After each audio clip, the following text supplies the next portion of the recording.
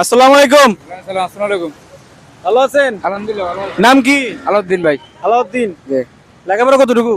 লেখাপড়া বেশি করি নাই। বেশি করেন না। বাড়ি কোথায়? বাড়ি বলা।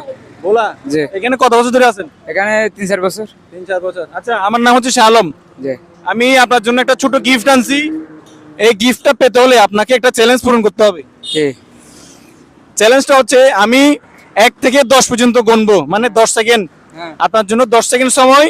এই 10 সেকেন্ডের ভিতরে আপনাকে আল্লাহ তাআলার 5টি নাম বলতে হবে। মহান আল্লাহ তাআলার 5টি নাম বলতে হবে। 5টি নাম। হ্যাঁ, 5টা নাম বলতে হবে আপনাকে 10 সেকেন্ডের ভিতরে। আমি বলবো যখন, শুরু করবো যখন, তখন বলবেন 5টা নাম।